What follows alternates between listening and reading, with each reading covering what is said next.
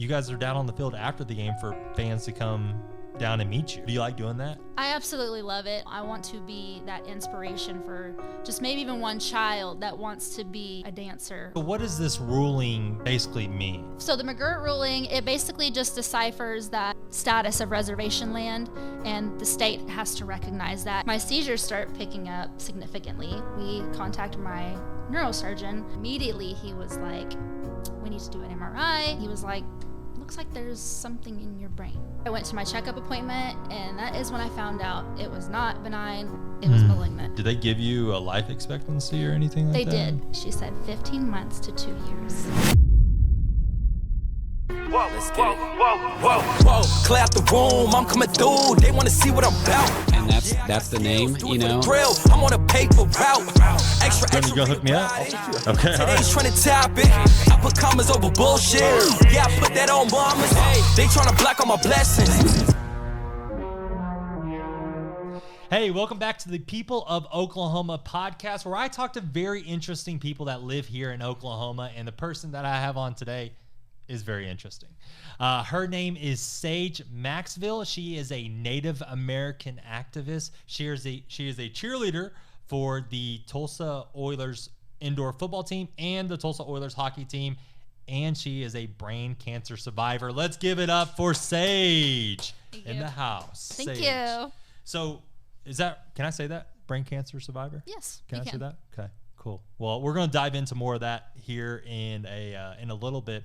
But I kind of want to start off with, how did you become a Tulsa Oilers cheerleader? That's pretty cool. So I've known about the Oilers for plenty of years, but you know there's a age requirement for trying out. So I wanted Is to there? wait. What's the age? 18. Okay. Yes. Wait, so were you trying to get on there at like age 16? I was actually trying to get on there right as soon as I turned 18 years old. So like I said, I've known about the Oilers for a while, and when I turned 18, I was like, I want to try out, because I've been dancing since I was 3 years old. Love dancing. How old are you right now? I'm 25. Or 25. Okay. Yes. So 18, you tried out for the Oilers. No, I didn't. No, you didn't. No, I did not. Oh, okay. I was interested in trying out. Oh, okay. Yes, I wanted to. And I actually had a seizure the day of the tryouts, because I'm an epileptic. So I've had seizures for a while. So I was sad, was kind of upset. I didn't get to try out. So I put that dream, because it was kind of a dream of mine to kind of be like a semi-professional or professional cheerleader, on the back burner. Right. I put that dream on the back burner for a few years. And then after I got through brain cancer, my best friend at the time, she was on the Oilers dance team. And I was like, I really want to do this, because I love dance, and I'm finally done with cancer treatment, and you know, I want to get back into dancing. Yeah. So I tried out for the Oilers about 3 months after I was done with cancer treatment. So I was pretty fresh off chemo when I tried out for the hockey team's dance team, guys, girls. And I was even worried that I might not even make the team, because I was like, I don't know if I have the strength. I wasn't at my fullest potential, and I knew that, but I was going to push myself no matter what. Like how far after chemo did you try out? 3 months. 3 months, Yeah. man, that's crazy. I finished chemo in May of 2022, and then that's when I tried out. Jeez. Was that summer in August. It was like August, I think, yeah. So about 3 months, yeah. That's crazy. 3 months? 2 to 3 months, yeah, afterwards. Wow. Yeah. And actually, that's how we met. So, funny story. I went to a Tulsa Oilers indoor football game. The mascot, Goldie, was sitting right next to me and had a little cane, and he was like, poking people. And I'm videotaping, right? And then he poked you, right? Yes. He poked you. You turn around. You wave at me. I'm like, it wasn't me. But then I was like, why does she think it was me? And then I was like, wait, I have a camera. And she looks back and see a guy filming. She probably thought it was me. So I did. I thought it was you. I was just like, oh, there's a camera. He's filming. I better wave and put on a show. And I was like, why does she think it was me? And I was like, well, the guy pointing a camera like that, Steven, duh. She thought it was you. But after the fact, after I posted some videos later that night, someone liked one of the photos like at 2 o'clock in the morning. Oh, wow. And it was you. Yeah. And I was like, who is this person? So I looked you up, and your Instagram bio was brain cancer survivor, Native American activist, or what? It wasn't Native American. What was it? Was it Native American activist on your Instagram bio? I honestly don't remember. And then it was Tulsa Oilers cheerleader, and I was like, that person I want to have on my podcast. So I reached out to you and you're like, yeah, sure. Let's do it. I'm glad you did. Yeah. Yeah. So I'm glad you're on it. So did you grow up here in Oklahoma? I did. I've lived in Sand Springs since I was a baby. So you did you go to Sand Springs Elementary, high school? How'd you like that? Honestly, I did not like the Sand Springs school system. Yeah, let's talk about it. Let's throw shade on Sand Springs. I'm not going to throw shade on Sand Springs. You suck. No, I'm just kidding. You don't suck. I just didn't enjoy the school system, but that's okay. Yeah. That's why I want to become a teacher and go somewhere else and I can So you want to be a teacher? I do want to be a teacher. Sweet. So are you in school right now? I am in school right now. Where you go? I go to NSU. NSU? Yes, you like it? I do. Tahlequah? No, Broken Arrow. Oh, yeah. They had to have a Broken Arrow branch. Yes. Right off the creek, right? Yeah, I think so. Yeah, right off the Creek Turnpike. So did you dance in high school? I did dance in high school. So were you part of like the cheerleaders or pom squad? I was on the dance team. I was on the varsity dance team. Okay. Yeah. Okay. From sophomore year till my senior year. Okay, cool. Yep. Cool. That's great. And so grew up dancing, wanted to be a Tulsa Oilers cheerleader, and had seizures, and then you got how did you find out that you had cancer? So this is a really weird story. And I love weird. Yeah, it's kind of a long story, I love long stories.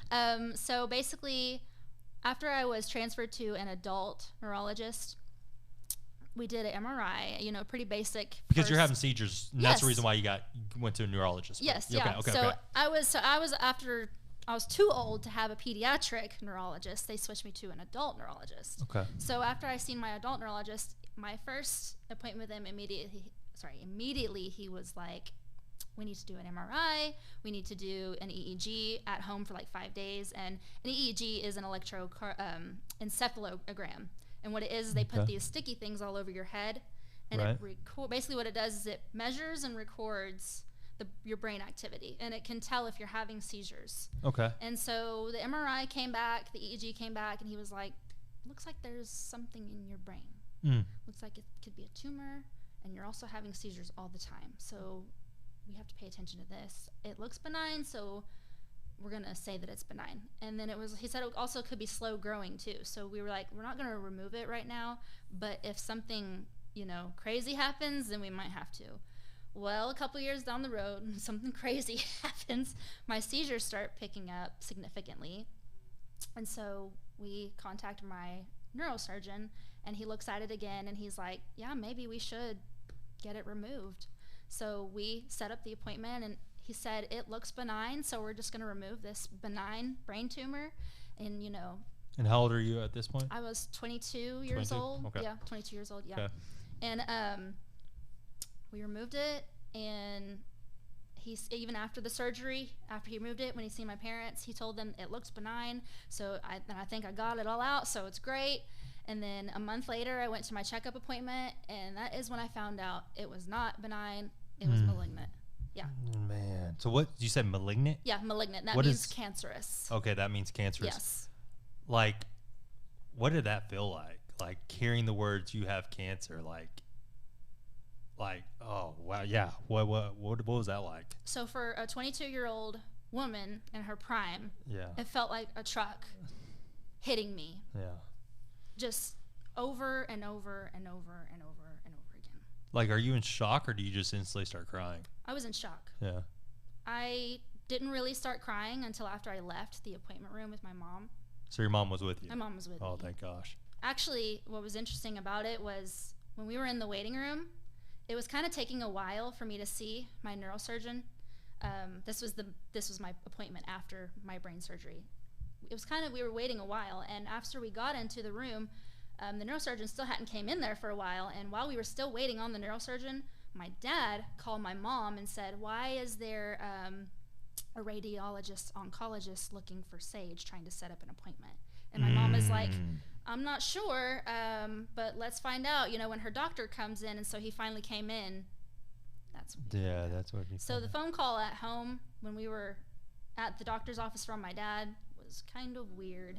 Yeah. It gave me a weird feeling before the doctor came in. Right. And then when he said it was malignant, I've never in my life seen a doctor shed tears before. And my neurosurgeon shed tears when he told me it was malignant, because he was so sure it was benign, and I did not doubt him at all because of how accredited he is and his credentials as a neurosurgeon. I mean, he's probably the guy you'd want to go to if you needed brain surgery, like in the country. And that's not exaggerating. Yeah. Was he here in Tulsa? Yes, he's here in Tulsa. Okay. Well, what hospital is he with? He actually does surgery at Hillcrest. Okay. But he works at a different facility. His name is actually Dr. Thumbaswamy. What is it, Dr. Thumbaswamy? Yes, Dr. Michael Thumbaswamy. Huh. Yes.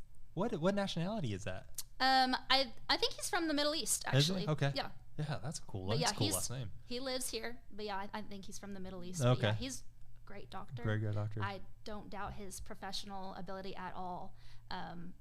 So Yeah. Man, so you find out that you have actual brain cancer. Like, when do you start chemo and all that stuff? So I started chemo. I was diagnosed in October of 2020. That's Okay. when I was diagnosed. I started chemo late December, early January of 2021. So what did they give you a life expectancy or anything like They that? did. Oh my gosh, what was it? So after I seen my neurosurgeon. Is that okay if I ask that? No, it's okay. Okay, Yeah, all it's right. okay. All Yeah, right. yeah.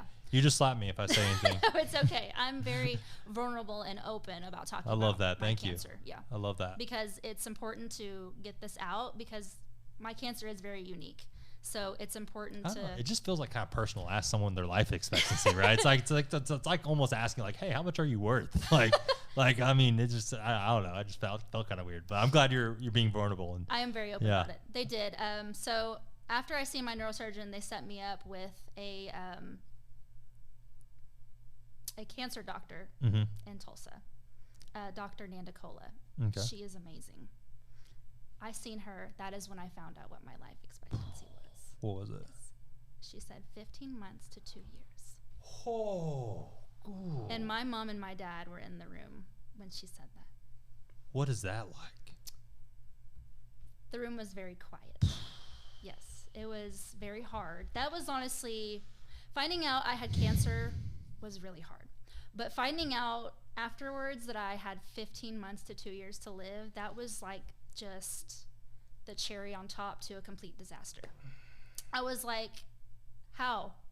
I don't even feel like I have cancer. Like, I'm this vibrant, energetic, upbeat, spunky, peppy, bubbly young woman, and she's in her prime. I'm living my life. I'm having a great time. I don't feel sick. And then all of a sudden, someone's telling me, you're going to die.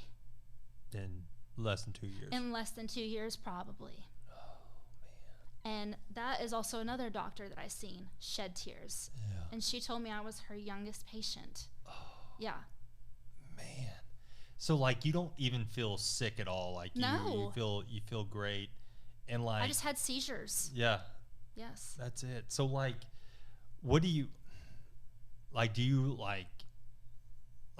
even have any hope at this point? Like after hearing a doctor tell you this, or are you kind of like, all right, thanks for the info, let's get to work and try to beat this thing? I mean, like, off your initial, because obviously it's been longer than 2 years now, right? It has been. It's almost been 4 years since Yeah. my initial diagnosis. So like first, do you feel like giving up or like? Oh yeah. Yeah. I'll be for real and honest because I'm very open about mental health. I went Yeah. into a state of depression. It was my mom that got me out of it. That is why I tried out for Tulsa Oilers, because I wanted to live my life. I didn't want this to take me out. Yeah. So, yeah. Oh man. My mom got me out of that depression. My family got me out of that depression. And I said, I've got to live my life. I can't let this destroy me. I'm way too young. I have way too much ahead of me. I'm not going to let it kill me. Yeah. And I didn't. I fought it. We did all kinds of things together as a family. And they were my best support. My boyfriend was there for me. My best friend was there for me. It was a hard time, but at the same time, it was a fantastic time because I got to spend so much time with everybody that I loved. I had so much support behind me. I still do. It was a hard time, very, very hard time, very taxing time on my family, but it was also a great time because we became so close, all of us. Yeah. So like when did that kind of that depression flip over to hope? Was there a certain time or a certain place where you're like, all right, we're flipping it, or was it kind of just over time? I don't remember the exact day, but I just remember being in my room because after I was diagnosed with cancer, I just kind of hid out in my room. I hardly ever came out. I just didn't want to do anything. I had no motivation to do anything. I even remember just laying in bed most days, not even getting up. I was that done with everything. I just remember one day my mom came upstairs in my room and she was like, you really need to do something other than laying around. Like, I know you're really depressed, but you cannot let this eat you up. This is not like you. You have to do something. So I listened to her because my mom knows best. And I didn't want to, I didn't want to leave my family too early. Right. I didn't want to leave this world too early. So I was like, I have to do something for them and I have to do something for myself. So I just started doing stuff. I created a TikTok account. I started making videos and I just started doing things that made me happy. And then my best friend encouraged me to try out for the Oilers, and then after I was done with treatment, I was like, okay, I think I'm going to. And then I did, and I was so ecstatic when I found out that I made it. Right. I mean, I was surprised, very surprised. Honestly, thought they weren't going to take me because I knew I wasn't at my fullest potential, but they had faith in me, and I was really glad that they did. And I'm very thankful for them as well to this day. Man. Oh, so like when your mom sounds like a rock star. She is. Your mom sounds like a rock star. She's my hero. I mean, to think about like going up to your daughter's room where you think like, all right, she has a great excuse of why she doesn't want to get out of bed, right? Yes. But to also think like, I have a good chance of losing my daughter in 2 years, and go up and have that conversation with you, like, maybe I should have your mom on the podcast too. she's a really interesting person too. Yeah. I might have her on the pod. So like, did you going through chemo? Because obviously I've never been through chemo, and to be honest, I hope I never have to. I don't wish it upon anyone. But like, how long is that treatment? It depends. Okay. It just depends. And did you have stage 3 or 4? So initially they told me that I had glioblastoma grade 4. But that is not actually what I have. They actually don't know what I have. Okay. And so we're still trying to figure that out. But we do know that it's a makeup of certain things, but there's just not a name for it in a medical textbook right now. Okay. So it's an undiagnosed brain cancer. So do you think that's kind of cool, or do you think, do you get to name it? I mean, I don't know if I get to name it. I mean, I hope when they do name it, they contact me. Yeah. I mean, I think that's how it kind of goes. Like, like it is kind of interesting. Or whatever. It is kind of interesting, but it's also kind of like weird at the same time, because it's like you're possibly going to be talked about at, science conventions and medical textbooks about this very rare cancer that they've never seen anywhere else. What would you name it? Oh my gosh, I don't know. I think you should do something like Native American, like a Native American dude, like that. I think you should be able to name it. I've thought about something like that, like something warrior-ish, definitely. What would it be? What's like a warrior name in like? Well, so in my language, warrior in Choctaw is Tushka. Tushka brain cancer. Doesn't sound bad. I mean, like, my saying is Tushka Nawa'aya, which means a warrior's journey. See, I would use that whole thing. Probably. Yeah, I would use that whole thing. Which we're going to touch on your Native American heritage here in just a second, because you actually informed me of some really cool stuff before we started the podcast, because that's how it goes, Sarah. You never start the camera on time. And we miss all. I'm sorry. See, that's the look she gives me. So going through chemo, did you lose all your hair? I did not. Oh, you didn't?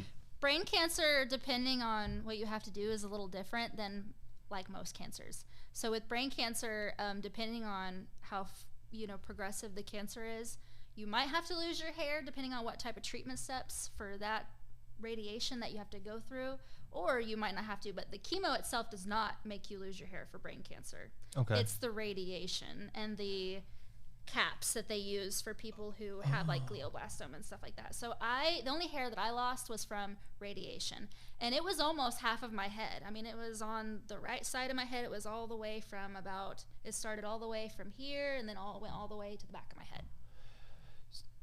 So did you have to shave your whole head? I did not. Oh, okay, so you just only had part of your hair? So Yeah, like, just part of my hair was missing. So you just rock it?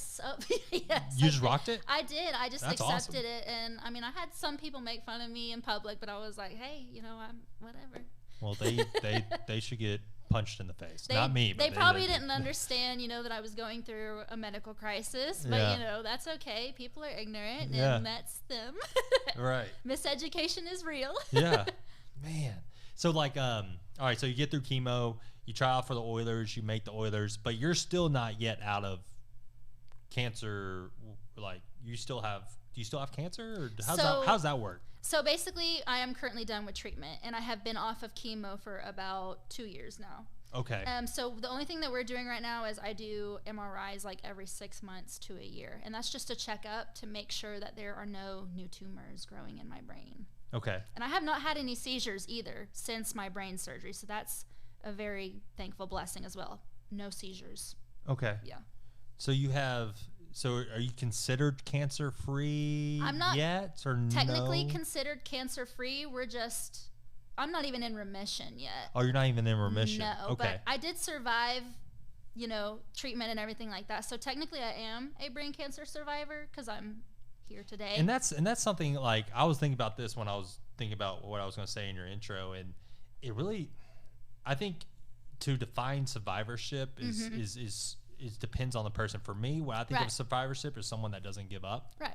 And for you to still go out, talk about different things, to go out and perform as a Tulsa Oiler, to come on this podcast and not let cancer from the help of your mom make you depressed and stay in your room. Yes. I consider you a survivor. Thank you. So so I think we should put that down in the dictionary. My definition, that long-winded definition that I just gave. So you get the Tulsa Oilers. Did you know how to ice hockey? Do you know how to skate? Not really. Because I was looking through your yeah. Instagram and I saw you skating around. I'm like, oh, cool. Not really. So actually, I had only been ice skating maybe a couple of times prior to being on the team. I actually decided to go to the learn to skate classes for a little bit at the ice center, and that's where I learned to skate. And then I kind of just started just practicing on my own, and then I was just like, well, I got it now, it's consistent, so I'm okay. I'm okay. I don't fall anymore. It's okay. What year was it when you got, so was that 2022? No. 2022 is when I tried out. Or Yes. 2022 is when you tried out. Yes. So you got to be on the ice skating, doing that stuff. Yes. And then the indoor football team came out and you tried out for that too? Or does all the ice girls go straight over to being on the Gold Squad? Oh, no, we all have to try out. Oh, you try out again? Yes, we all have to try out for Gold Squad. If you want to try, if you're an ice girl and you want to try out for Gold Squad, you have to try out, just like okay. everybody else who is outside of the organization. So does a lot of the ice girls do the Gold Squad, or Some of them do, yeah. Some Some of of them have tried out. Some of them just decide not to, and that's a personal choice, and that's okay. But yeah. Yeah. Actually, I know a girl that used to be on the ice squad, Brooke Bellinger. Oh, okay, yeah. Do you know Brooke? I don't think so. Okay. I think she was an ice girl way back when, but maybe like 2020, 2019. Oh, okay. Yeah, and that's not that long ago. Sorry, Brooke. That's not long. That's not. I act like it was like back in 1980s. My friend Brooke did it. No. She's young. But what year did you graduate high school? I graduated in 2016. Okay. So, which one do you like better? Do you like doing hockey or football? I like them both, honestly. Oh, but that's such a politically right answer. Come style, on. Dance style wise, I love the Gold Squad because it's more sassier, it's jazzy. So that's me to a T. So you have to have different styles and different, like, for the Oilers versus the. Well, I think it's football, because hockey? our director wanted to make sure that there is a difference between Ice Girls and Gold Squad. She did a really good job on that. I agree. She did yes. a wonderful, because I think there is a difference. Yes. Watching, she wanted that, yes. She definitely did.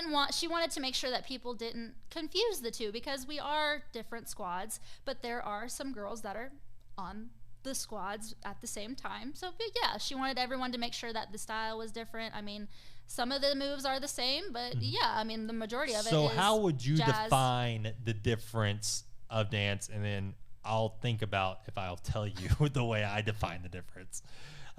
So how would you define the difference between the Tulsa Ice Girls versus the Oilers Gold Squad? So dance style wise, Ice Girls is more palm style, so very sharp, very fast, just precise movements. Gold Squad is more jazz and it's like just like sassy jazz and more like professional cheerleader style, like more like DCC style. Yeah. Yep, that's what I would. Yep. That's exactly what I was going to say. If I would compare us to a team, it'd probably be like little miniature DCC cheerleaders. Yeah. So what does DDC mean? Dallas Cowboys. Okay. The Dallas Cowboys cheerleaders. DCC. Yeah. So DCC is the Tulsa football team. No, DCC is Dallas Cowboys cheerleaders. No, I'm sorry. Tulsa Oilers indoor. That's the style for the Gold Squad. Sorry. Yeah, okay, yeah. The way that they dance is sort of like how we dance too. Yeah. Because when I go, because I've been to a couple of Tulsa Oilers games now, because I go and record them. Because what I like doing is I like spreading or shedding light on things to do here in Tulsa. Absolutely. And some of the things that people don't really know or people don't go to. That's restaurants or things to do. So I feel like what Tulsa Oilers has with the hockey team and football team, even though I wish they name them differently because it's so hard to tell them the difference if you just say Tulsa Oilers, is I just want to shed light on that because Tulsa used to have an indoor football team, Tulsa Talons. Yeah. And I loved it, but I never went to a game. I never supported it. Went to a game either, so unfortunately. After I found out that we had a football team again, I was like, hey, I'm supporting this team. Like, I'm going to go shoot. I'm going to go record it. I'm going to go to games. I'm going to show my support. And so I went to a couple of them, and I was watching the dance squad, and I was like, dang, these girls dance. So actually, I'm going to tell you what I was thinking. I was like, they dance like sexy, like kind of like you said, Dallas Cowboys cheerleaders. Like it's entertainment. Yeah. For the family, we try to make it very family oriented. Right. Well, maybe I shouldn't have said sexy then. But it was great. I mean, you guys dance really, really well. You guys are out in the stadium. Mm-hmm. You guys don't just stay on the field. You guys are out in the stadium. You guys ride in on Harleys. Oh yeah, that's really fun. Awesome. It's fun. And then the other cool thing you guys do is you guys are down on the field after the game for fans to come down and meet you. Yes. And so I went with a couple of people that we went down, and the little girls were pumped because you guys give them like pictures. Yes. And then get signatures. Yes. So do you like doing that? I absolutely love it. Honestly, that's probably one of my favorite parts about being a part of the dance team for the Oilers is interacting with the fans. Honestly, I love talking to the little kids because when I was a kid, I looked up to the bigger girls always around me in my environment. So as I'm an adult now, I want to be that inspiration for just maybe even one child that wants to be, a dancer or aspires to be a cheerleader. Yeah. Yeah. You got any funny stories about kids coming down there and want to take pictures with you? I mean, I have some funny stories. I've had little boys ask me for my number before. Oh, what up? It's from your dancing. I don't blame them. Little boys, they're not shy. Hey, I'm not mad at them. That's bold, man. Shoot your shot. 12-year-old shooting his shot. Yeah, whatever. So what are some other things that you kind of like about the Tulsa Oilers, about the football team? Because that's what I enjoy. I think the thing for me is I understand football better than hockey. I mean, I enjoy going to the hockey games. Don't get me wrong. But going to the football games are sick. So do you guys have to get there early? Oh, yeah. Oh, yeah? We do. We have to get there a few hours early before the game, actually. Here's a question. Is it, and you don't have to answer this if you don't want to. Right. But you have to answer it. Is it volunteer? Is it a volunteer job? Like for being a cheerleader? Like, is it volunteer? Like you don't get paid for it? Oh, so actually we sign a contract that we have to appear at a certain amount of games and appearances. Yes. So you are a professional cheerleader? Yes. Wow, that's awesome. Yes. So you're a professional cheerleader. Yeah, the IFL is a professional league, so I am a professional cheerleader. Yes. Well, good for you. Good for you. I should have started with saying professional cheerleader. Oh no, that's okay. Yeah. No, okay. I'll redo it. We'll redo it. No, I'm just kidding. We won't redo it. But that's great. That's great. I love that. So how much longer are you going to do this for? I honestly don't know. I want to do it. When are you out of your prime of a cheerleader? I don't know. Since I already asked you all this personal information, and asked. I don't know. I think it's for as long as you can go, really. Yeah. Yeah. What is the average age for professional? Like, when are you in your prime? I would say probably, I mean, I don't know. I've seen a lot of girls, like, not even just like in surrounding states, but like other states too across the country. I've seen a lot of girls who have been on the team and they're in their 30s. I think you can dance for a while. Yeah, I was about to say, I think some of the girls on, maybe, because I'm watching that Netflix series, Dallas Cowboys Cheerleader. Oh, yes, what is it America's Sweethearts. Yes. I already finished that. You already finished that? Yes. Was that good? Oh, it was really good, yeah. Man, that's crazy that they do all that stuff, and I think they make like, what is it, 35,000? I mean, they don't make very much. They don't make very much. No, and it's not on a livable salary at all. No. They have to also have full-time jobs and or being at school. I mean, they have to be doing something. And the crazy thing is that most of them are okay with it, or at least they seem, because that was kind of like their dream to be the American sweetheart. One of the girls on the team, she retired last season. She had been on the team for 5 seasons, and she was the head leader. That means that she was the girl that was at the very point of the star. Kelsey, she retired. She's a nurse, and she is actually like a home health nurse for pediatrics. So she actually takes care of people in their homes. And I was like, wow, that's really interesting. Which we have people on our teams too have full-time jobs as well. And, you know, they're living their life other than doing the Oilers stuff, which we have to as well. We have to have a job or, you know, be in school. We have to be doing something other than just dancing. Yeah. Yes. How many hours a week do you put into, like, cheerleading or, like, going to appearances, going to games? About, like, if it was like a 40-hour-a-week job, like, how many hours? Just depends. I mean, there are some weeks where we don't even have promos, and there's some weeks where we do, but games are normally for football. Games are normally every other week or every 2 weeks, just depending on what the schedule is. And then promos, we normally have maybe 1 promo a week, maybe even no promos a week. I don't know. I would say maybe. How many days a week do you practice? One. Okay, so you just have to go to practice one time a week. And then we practice the day of the game as well. So what time do you have to be at the game? Quite early. Like games kickoff at 7. Yes, kickoff at 7. And then so we have to be there at like between like 12 to 1 o'clock. Okay, and then you're not getting out there because you guys, once again, you guys are staying after the game to sign, so you guys aren't getting out there till midnight. Oh yeah, close to it. Yeah. We get out of there maybe even like closer to 11. Yeah. Jeez. It's late. Yeah. Dang. But yeah, going back to Dallas Cowboys cheerleader, I think it was super interesting that they liked it. But they make so much money from the Dallas Cowboys cheerleaders. I think. Oh yes, they do. Yes, as an organization, they make bank off those girls. Because I watched the first episode, and that was kind of the reason. Like they were like, "Hey, we need to do something with these Dallas Cowboys cheerleaders because we need to start making money." Because I think it was costing them money at the very beginning, or maybe they were breaking even. And whatever they did, man, they did it good. That's when they hired Kelly, and Kelly turned it around. That's right. Kelly turned it around. Yep. I think it was probably the TV show Dallas Cowboys Cheerleaders that they had that really helped it too. Oh yes, the Making It the Team show definitely gave them a lot of notoriety as well. Yeah. Yes. It was so interesting. Yes. So interesting. But yeah, you guys do a great job, and I love watching it. Thank you. We love putting on a show for everyone at the games. It's just I know I want to kind of get to the next subject, but I just keep on thinking about the game, and the games are so. It's just like so good entertainment. Like I had Josh Crockett. Yes. On my podcast, and that episode actually comes out tomorrow. Oh, okay, cool. But, so definitely recommend watching it. But we were talking about it. Like even with one of the games I went to, we lost, but I still had a blast. Oh yeah. Like the indoor football, and I'm not getting paid to say this, by the way, at all. It's just like from the entertainment from you guys, from the actual game itself, and then also like indoor football is so cool because if the ball goes out in the stadium, you keep the ball. Oh yeah. That's so cool. Yeah. Like how many balls do you think they go through in a game? Quite a bit. I'm sure quite a bit. Yeah. It's crazy. And the games aren't very expensive to go to. Yes, right. That's the other thing I love. I'm kind of cheap. So I like going. Inflation these days. Yeah, inflation. You know? Hey, I'm telling you what, the inflation did not affect ticket prices for a No. Tulsa Oilers football game. No. So if you haven't been to one, here's a plug. Go to a Tulsa Oilers football game. Plug.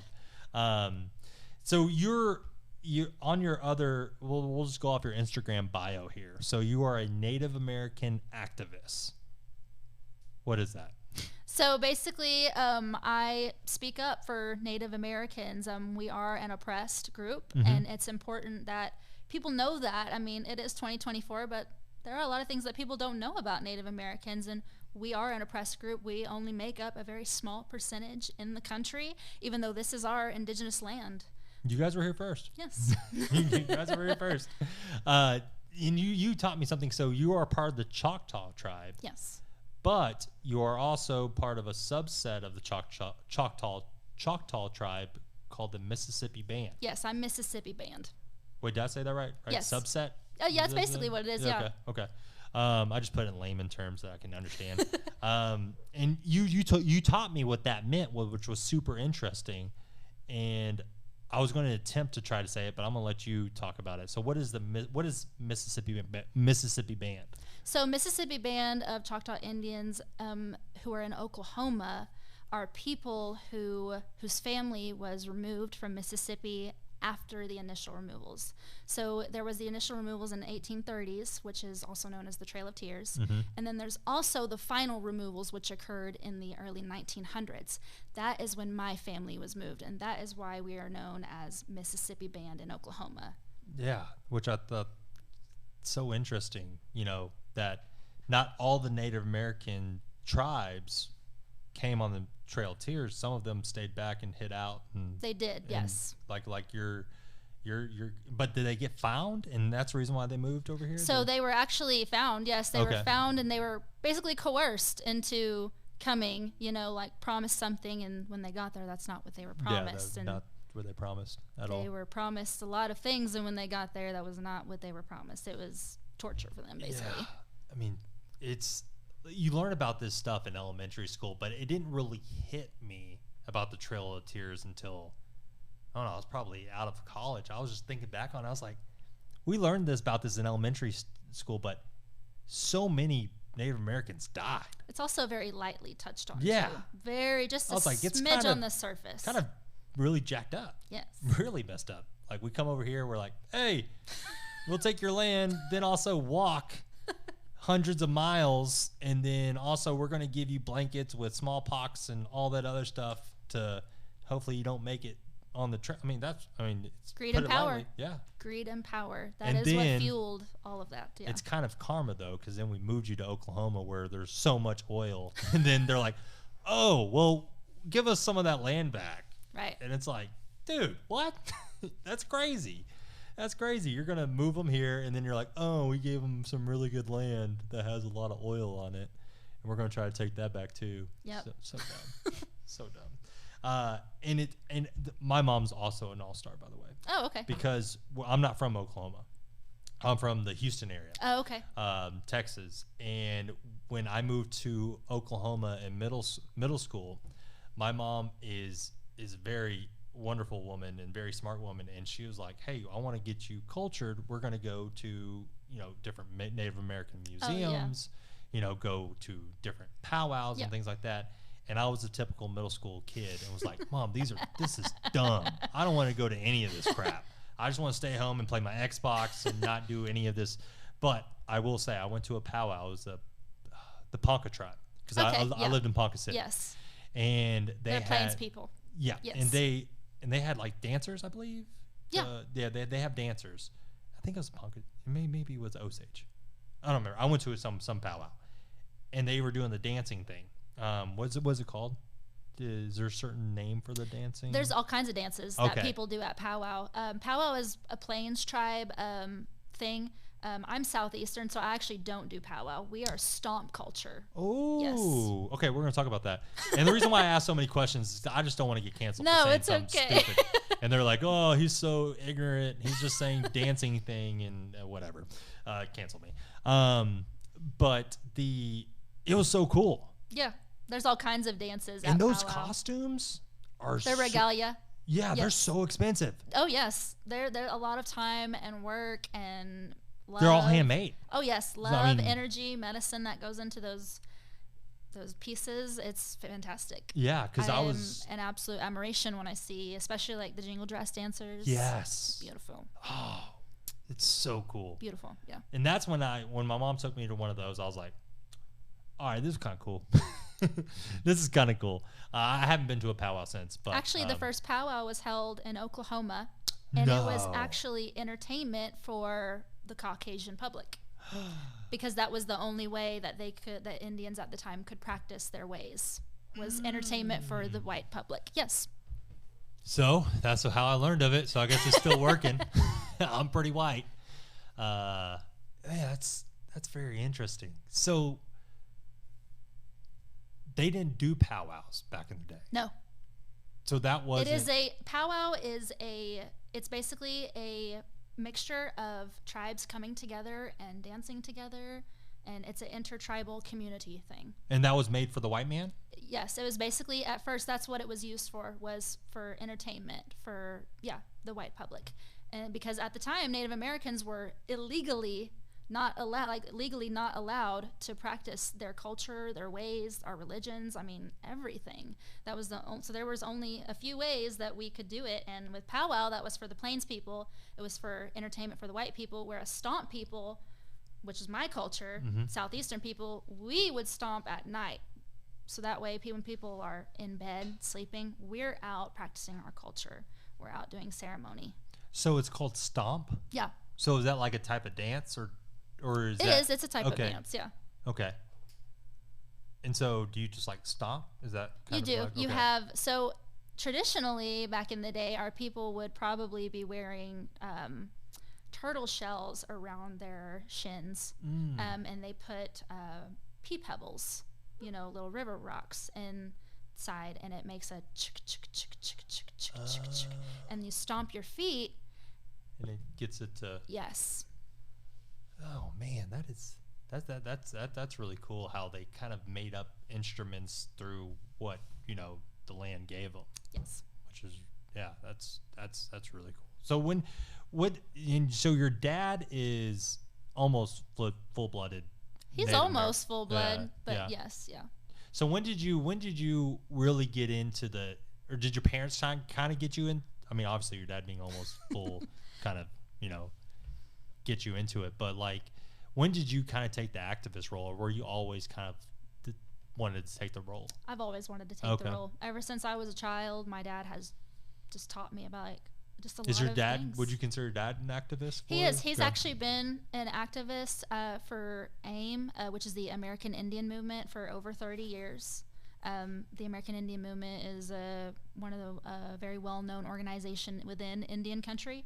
And if you've ever heard of Leonard Peltier, then you know about AIM. No, I don't know. Tell me about Leonard, what is his name? Peltier. Yeah. Is he? So Leonard Peltier was accused of killing FBI agents in the 70s, and he was sent to prison. And he's actually still been in prison since then. And he was falsely accused, and that was even proven in court documents and even later documentaries made about Wounded Knee that occurred in the 70s.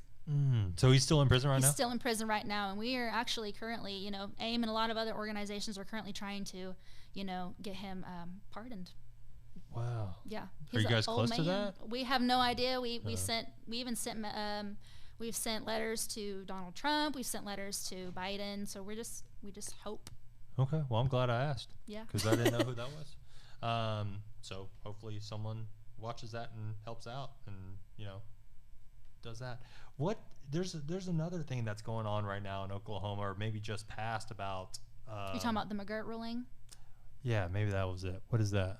So the McGirt ruling is in regards to an old treaty from the late 1800s in Oklahoma. Basically, it deciphered, where the reservations stood at versus what was not considered Indian land. And basically, the tribes that fall under the McGirt ruling are the 5 civilized tribes. And the 5 civilized tribes are, let me see, this is a test. Sure. Osage? Mm-hmm. Cherokee? Yep. Muskogee? Creek. Yes. Creek. Choctaw's not in there, is it? Yes. Oh, Choctaw is in there. Choctaw, yeah. Don't tell me the last one. Sarah, do you know it? All right, go ahead and say it, Sarah. Chickasaw. Yes. Yep. Chickasaw. Lucky these mics can't pick up Sarah, so they don't know that she gave me the answer until I just said it. So those 5 tribes are, and it's basically the McGirt What's the name of the treaty? The tribe that goes for the Dancing Rabbit Creek Treaty is for Choctaw people. Okay. All of the other tribes, they have treaties of their own, and I don't know anything about those. So what does this ruling basically mean? So the McGirt ruling, it basically just deciphers that, this is status of reservation land, and the state has to recognize that, and that is in regards to ticketing people, like for police officers. Like that's why some officers are cross-deputized and some are not. It's kind of a complicated subject, but do you think this is a good ruling? Or oh yes, you do? Okay. It's very important for us because we're federal, Native Americans, we're federal people and we're sovereign nations. But it's important that we have the means to build up our court systems, and we have not been able to do that over the years because our state has been taking those funds away when they ticket Native Americans, when they prosecute Native Americans, instead of having our own court systems. Okay. So like, I remember, because I lived in Park City, and there was like, was it called Nation Police? There was like a whole different police force. Light Horse. Are you talking about Light Horse or Tribal Police? Tribal Police. Yeah. So does that, because I guess I when I lived in Ponca City, I saw it a lot more because we lived pretty close to different reservations and things like that. I don't really see it too much here in Tulsa, or I just don't really maybe it just blends in. Does Tribal Police, is that still does tribes still have police? Yeah. Okay. The tribes have always had tribal police. They just haven't had reservation status, but they've had tribal police within their nations. Okay. Yeah, in Oklahoma. Yeah. So how would that work? So if am I driving near a reservation and I was speeding, would I get a ticket by tribal police, or do you know that? I actually don't know. I don't know either. I'm not sure about that part. Yeah. I do know for like me, if I'm driving in an area that is native land, and I get pulled over, if the cop is not cross-deputized, he either has the choice of waiting for Light Horse or he can just send me on my way if it's just a simple traffic violation. Okay. Yeah. Okay. That's interesting. Do you get like cheaper tickets? Like no. It's like the what's it called? Little Light Horse? No, Light Horse. Light Horse. Light Horse. So like they'll give you a ticket? Yeah, that's tribal police. They can give me a ticket all day. Is it more expensive? I have no idea. I have actually never just don't speed. I have never been pulled over by tribal police. Oh, okay, good. That's a good thing. Good. Which I try my best to not get pulled over. Period. So. Yeah, right. I think that's probably a smarter move. Like, I wonder. I'm gonna speed here and see what the ticket would be. The other question I had for you, because I had someone ask me about when that ruling came out. Oh yeah. A couple of years ago, because I'm in real estate. I think it was like 2020 or something. Yeah, it was like 2020, and someone asked me like, because they were thinking about buying property, in this area, and they were like, "Hey, what does this ruling mean for, if I bought land in this area?" Because it's pretty much all over the Tulsa area that this ruling passed. Yes, this is Cherokee and Creek lands. Right. Yeah. So, like, what would that mean for them if they bought land or bought a house in this area? And I was like, yeah, I don't know. I don't know. Because it kind of just opened up something where I think a lot of people still have questions about it. Like, what does this actually mean? Honestly, I'm not sure about that part. I don't think it means anything about. I don't know either. Because by now, the allotment lands are not in possession. Most of the time, they're not even in possession of their families or descendants of the families anymore. So they've been bought up already. Like, I'm sure there's plenty of areas within Tulsa that were used to be allotment lands, and they've already been bought up by big corporations and all kinds of stuff like that. Yeah. Right. The other cool thing about that I really love about the Native American tribes is I'm a recovering alcoholic. Oh, okay. And so I went to rehab out in Oklahoma City, and I actually met some people that were part of different tribes that got assistance from the tribes. So one of my buddies, really good friend, got his detox and actual rehab paid for through the tribe, which was awesome. But there's other things at the tribes, not just for rehabs, but housing, healthcare, and things like that. So that's really, really cool. Like, does all tribes do that? I'm not sure if all tribes do that, but I do know for a fact that like the tribes in Oklahoma, like they offer that. Yeah. So like Choctaw, they have like a lot of things that help. Yeah. We have services. We have services for school. I mean, college. I mean, even down right to technology, textbooks. I mean, all kinds of stuff. There's Cherokees. I know that they really offer a whole lot for their citizens as well. Yeah. Did the Choctaw Nation have a language? Or I guess you all mean like a alphabet, like a syllabary, like Cherokee people? Yeah. No, we do not. Okay, but you guys did. Does anybody in Choctaw still speak the native language? Oh, I'm sure there are a few fluent speakers still. There's not very many, but yes, there are still some fluent speakers. Yeah, because there was another tribe that there wasn't. I forgot what it was. I was reading or watching something, which I thought was so cool that they had their own language, but it's kind of sad because it's kind of going away. It is. Our languages are dying, and it's very unfortunate. I mean, even me, like, I'm still learning. Are you trying to learn it? I'm still trying to learn it. I know some things, of course, because I grew up listening to my dad talk, Can your dad speak it? He can speak Choctaw, but he's not fluent, but he can speak. I mean, he can communicate with, people, but, once he gets around elders, it's kind of hard because the elders are the fluent speakers, and we're losing elders faster. And they can still speak it? They can still speak it, yeah. That's crazy. The elders speak it, yeah, but we're still learning. I mean, there's things that he learns every day. It's an everyday learning process. I mean, it's kind of, we joke about it, but it's kind of a little joyful inside when you learn some silly thing like how to say "I like potatoes" in your native language. Do you know how to say that? I don't, but that's what we joke about, like stuff like that. It's kind of like when you learn something new about who you are, and that ancient thing about you that you weren't around to see or be a part of, it's fulfilling. Right. Yeah. Man, So, like, what is the goal in being an activist? So, would you just want to spread education on what tribe or what Native American heritage is and things? Is that kind of the goal behind being an activist? It's also about spreading awareness, about making sure people understand that we are an oppressed group and that we have rights. Just like everybody else, and it's important that those rights are recognized because those rights have been stripped away from us in the past, and they're still being stripped away from us till this day. We're still trying to fight for things that were promised to us and have not been given to us. The treaties, for instance, not all of them are recognized, so we're still trying to fight for that. So what are some other ones? Just because I'm oblivious, right? I don't know. I'm not Native American. Like I just don't know. If you don't mind, sure. Asking, what are some? A big one is hunting and fishing. Ooh, yes. Yeah. Let's talk about this. A big one is hunting and fishing. There is a treaty that is about hunting and fishing, and it basically says that we as Native Americans are supposed to be allowed to hunt and fish as long as there's animals roaming the grass and there's fish in the sea and the rivers and that the waters are flowing. As long as everything is still alive and growing and flourishing, we should be allowed to hunt and fish it because we're not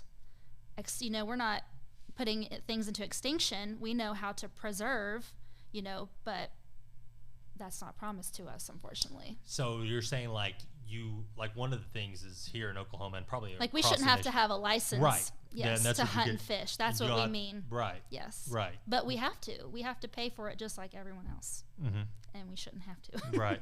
Yeah. Right, that makes sense. What's another one? Can you think of another one? Oh Lord, there's. I know I just put you on the spot. There's quite a bit. Yeah. I mean, on the spot, I can't really think of. That was the hunting and fishing. What about, big one. Here's another one for you.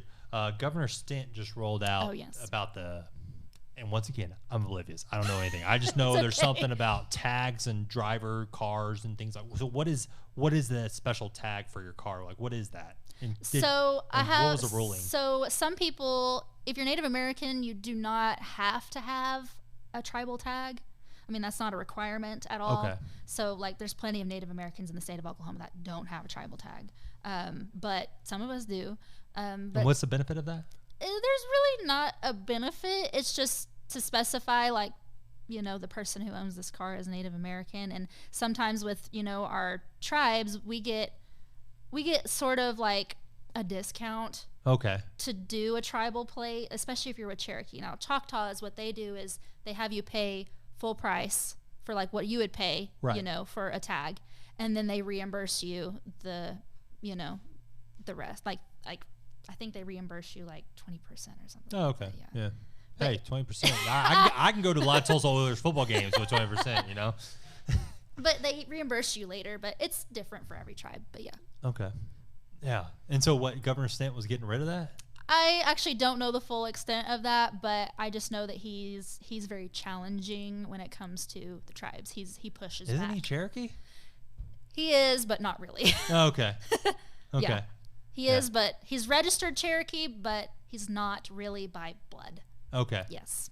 Oh, it's like marriage type of thing? Well, sort of more like his family. There's claims that his family paid agents under the table to get, like, back when the Dawes rolls were being made, you know, and all of those rolls were being made, there was claims from an insider for the nation that his family member had come to make claims that his family was Native American. And did that happen a lot? Oh, that happened quite a bit, yes.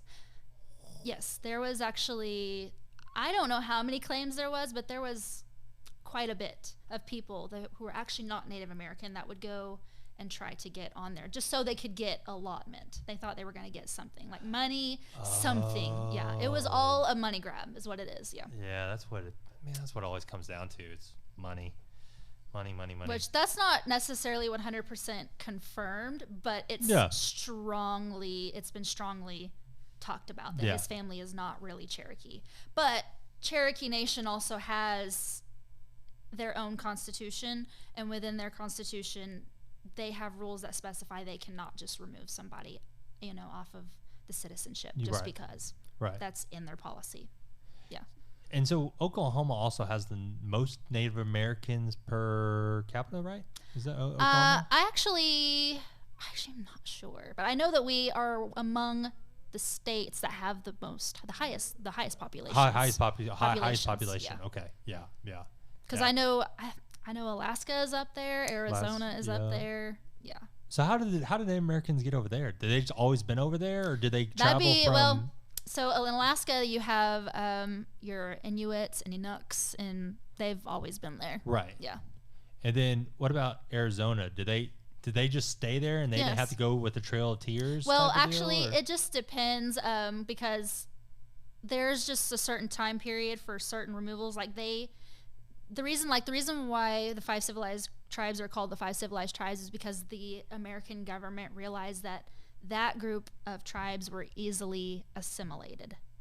They were more easily assimilated compared to other tribes in the states. Okay. Yes, that's why we are the 5 civilized tribes, because we were easily assimilated compared to the Plains Indians. The Plains Indians were a lot more, you know, pushback-ish against the government. Okay. Yeah. So that's like the 5 civilized tribes is kind of in the name of like, hey, we'll play ball because we don't want to probably go to war, and we don't want more of our people to die. They were a lot more willing to kind of put the surrender flag up and give away, you know, well, we'll give away this if you'll just leave us alone, sort of thing.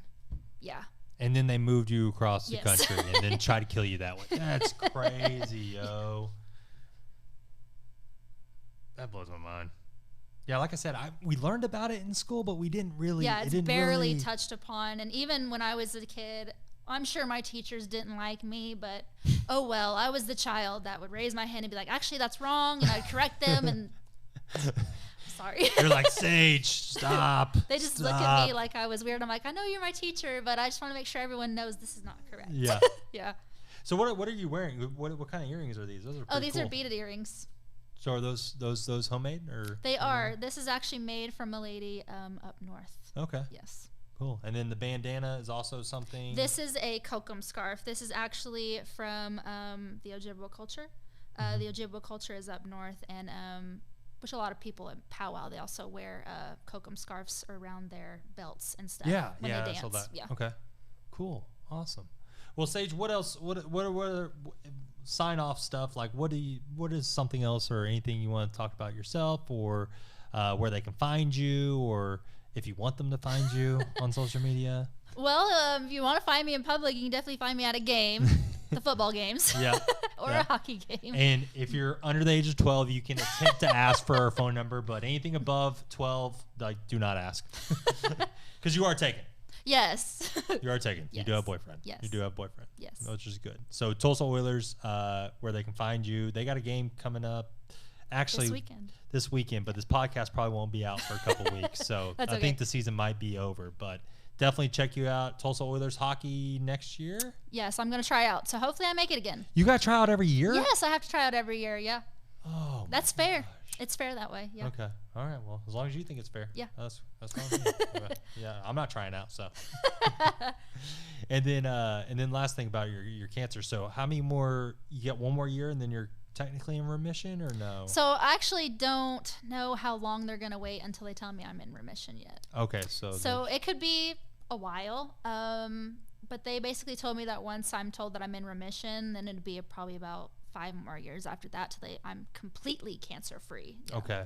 But as of right now, there has been no new tumors, so that's good. So hopefully there's no cancer going on up there or anywhere. Yeah, I hope so too. Well, Saige, thank you so much for coming on. I appreciate it. Thank you. Oh, I was gonna shake your hand. Oh. Sorry, my bad. No, That was my fault. So thanks for watching. And if you want to see if you want to watch the next episode, make sure you stay tuned to the People of Oklahoma podcast. Thanks. Thank you.